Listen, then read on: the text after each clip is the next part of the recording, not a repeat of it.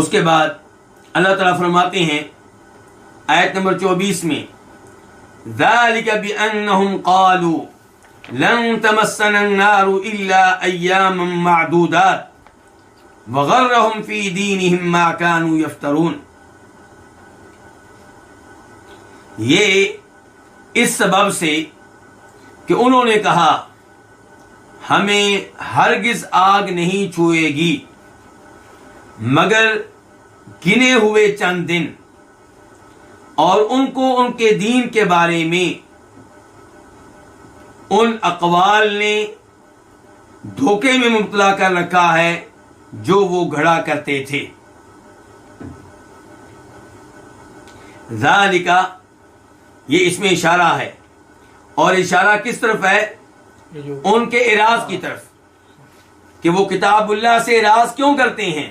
ان میں یہ سرکشی، یہ جرأت، یہ جسارت کہاں سے آ گئی کہ اللہ کی کتاب کو اہمیت نہیں دیتے، اللہ کی کتاب کی طرف فیصلے کے لیے رجوع نہیں کرتے. تو اللہ تعالیٰ کہتے ہیں کہ اس وجہ سے کہ انہوں نے کہا کہ ہمیں ہرگز آگ نہیں چھوئے گی مگر گنتی کے چند دن. با سببیہ ہے. اللہ کا معنی کیا ہوتا ہے؟ بے شک، یقیناً، ہم انہوں نے، کنہوں نے؟ کتاب اللہ سے اعراض کرنے والوں نے. قالو، کہا، فعل ماضی ہے جمع کے لیے، انہوں نے کہا. اس کا واحد کیا ہوتا ہے؟ قالا، اس ایک آدمی نے کہا. لن کا معنی کیا؟ ہرگز نہیں. تمسا، یہ فعل مضارع ہے، اصل میں کیا تھا؟ تمسو. لن کے آنے سے سین کے اوپر جو پیش تھی ضمہ تھا وہ تبدیل ہو گیا کس میں؟ زبر میں اور فتح میں. تو معنی کیا ہو گیا اب؟ لن تمسا، ہرگز نہیں چھوئے گی، ہرگز نہیں لگے گی، نہ ہمیں. کیا نہیں لگے گی ہمیں؟ النارو، آگ، جہنم کی آگ ہمیں نہیں لگے گی. الا، مگر، ایامن، دن. ایام جمع ہے کس کی؟ یوم کی. دن معدودات، یہ جمع ہے معدودتن کی، عدد سے ہے. معدودات، گنے ہوئے. اور گنے ہوئے مراد یہ ہے کہ تھوڑے سے دن جن کو گنا جا سکتا ہے، چند ایک دن. وغرہم، واو کا معنی کیا؟ اور. غرہ، دھوکہ دیا، ہم، انہیں. غرہ فعل ماضی ہے، واحد کے لیے دھوکہ دیا انہیں. فی دینہم، ان کے دین کے بارے میں. کس چیز نے دھوکہ دیا؟ ما، اسم موصول ہے الذی کے معنی میں جو. اس چیز نے، ان اقوال نے، کانو وہ تھے، یفترون جن کو گڑا کرتے. کانو فعل ماضی ہے جمع کے لیے، اس کا واحد کیا ہوتا ہے؟ کانا، وہ تھا. کانو وہ تھے.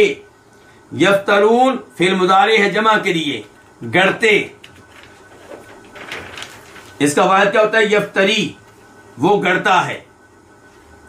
اس آیت میں اللہ رب العزت وہ سبب بیان کر رہے ہیں جس سبب کی وجہ سے اہل کتاب میں، یہودیوں اور عیسائیوں میں یہ جرأت پیدا ہو گئی کہ انہیں دعوت دی جاتی ہے کہ اپنی کتاب کھولو، تورات کھولو، انجیل کھولو، اس سے فیصلہ لے لو، اس سے تمہیں ہم بتائیں گے اس کے ذریعے کہ نبی علیہ الصلوۃ والسلام اللہ کے رسول ہیں یا نہیں.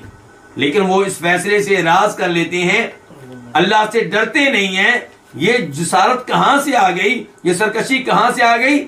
اللہ تعالیٰ کہتے ہیں یہ ان کی جھوٹی آرزوؤں کی وجہ سے. ان کے آباء و اجداد نے انہیں چند جھوٹی آرزویں سکھا دی، انہیں چند جھوٹے نعرے دے دیے. مثال کے طور پہ ایک نعرہ یہ دے دیا کہ یہودی جو ہے آگ میں داخل نہیں ہوں گے، جہنم میں داخل نہیں ہوں گے. اگر داخل ہوئے بھی تو اتنے دن جتنے دن ان کے آباء و اجداد نے بچڑے کی عبادت کی تھی، 40 دن. 40 دن سے زیادہ یہودی جہنم میں نہیں رہیں گے، یہ ان کا عقیدہ تھا. اگر انہیں جہنم میں داخل کیا گیا، اگر انہیں جہنم میں پھینکا گیا تو 40 دنوں سے زیادہ جہنم میں نہیں رہیں گے.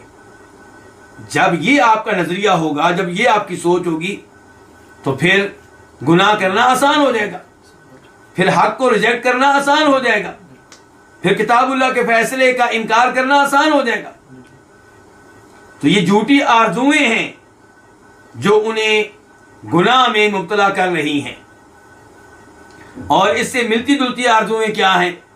مثال کے طور پہ ان کا یہ کہنا نحن ابناء اللہ واحباؤ، سورہ مائدہ، وہ کہا کرتے تھے کہ ہم اللہ کے بیٹے ہیں، اللہ کے محبوب ہیں، اللہ کے پیارے ہیں۔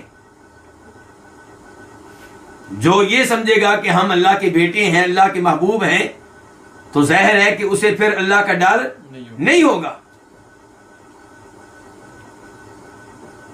اور ایسے ہی ایک اور مقام پہ اللہ نے ان کی ایک جھوٹی آرزو کا تذکرہ کیا، وَقَالُوا لَن يَدْخُلَ الْجَنَّةَ إِلَّا مَنْ كَانَ هُودًا أَوْ نَصَارَىٰ تِلْكَ أَمَانِيُّهُمْ قُلْ هَاتُوا بُرْهَانَكُمْ إِن كُنتُمْ صَادِقِينَ۔ سورہ بقرہ۔ انہوں نے کہا کہ جنت میں صرف وہ داخل ہو سکے گا جو یہودی ہوگا یا عیسائی، یعنی کہ یہودیوں نے کہا صرف یہودی جائیں گے جنت میں، عیسائیوں نے کہا صرف عیسائی جائیں گے جنت میں۔ اللہ نے کہا تلک امانیہم، یہ ان کی جھوٹی آرزویں ہیں۔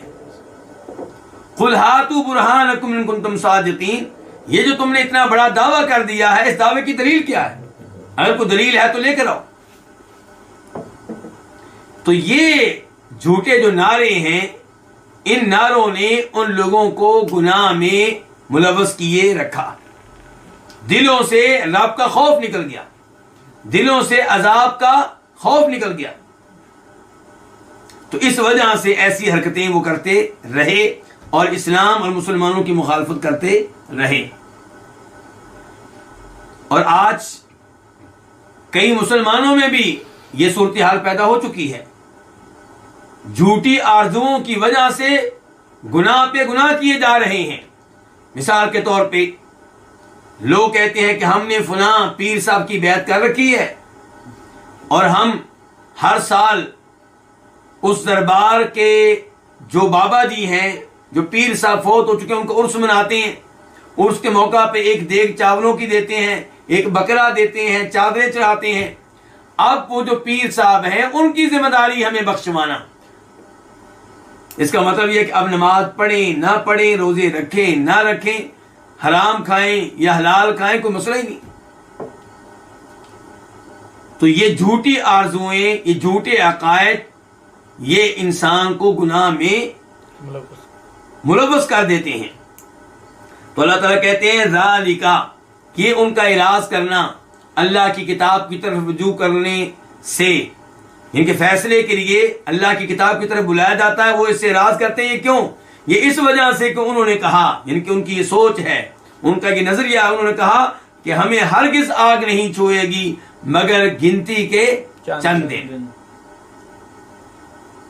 اللہ تعالیٰ کہتے ہیں وَغَرَّهُمْ فِي دِينِهِمْ، اور انہیں ان کے دین کے بارے میں دھوکے میں رکھا ہے ان اقوال نے جن کو وہ گڑا کرتے تھے، یعنی کہ اپنے دین کو وہ آج بھی برحق سمجھتے ہیں اور کامیابی کے لیے ضمانت سمجھتے ہیں، اس لیے کہ جو انہوں نے عقائد اور نعرے گڑھ رکھے ہیں وہ انہیں اس بات پہ ابھارتے ہیں۔ تو ان جھوٹی آرزوؤں نے انہیں دھوکے میں مبتلا کر رکھا ہے ان کے دین کے بارے میں۔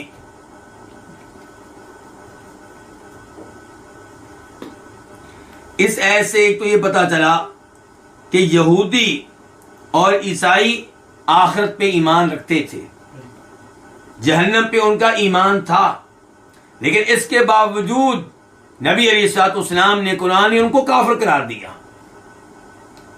جزوی ایمان قابل قبول نہیں ہے، ایک ایک چیز پہ ایمان لانا ہوگا۔ اگر وہ لوگ اللہ کو مانتے ہیں، اللہ کے فرشتوں کو مانتے ہیں، تمام آسمانی کتابوں کو مانتے ہیں سوائے قرآن کے، تمام نبیوں کو مانتے ہیں سوائے محمد رسول اللہ کے صلی اللہ علیہ وسلم، تو وہ کیا کہلائیں گے؟ کافر کہلائیں گے۔ قرآن کا انکار کیوں؟ نبی علیہ السلام کا انکار کیوں؟ تو جزوی ایمان قابل قبول نہیں ہے، ہر آسمانی کتاب پہ ایمان لانا ہوگا اور قرآن کی ایک ایک آیت پہ اور ایک ایک جملے پہ ایمان لانا ہوگا۔ تمام انبیاء کرام علیہم السلام پہ ایمان لانا ہوگا اور جناب محمد علیہ السلام پہ تفصیلی ایمان لانا ہوگا۔ آپ کے ایک ایک فرمان کو، آپ کی ایک ایک حدیث کو قبول کرنا ہوگا۔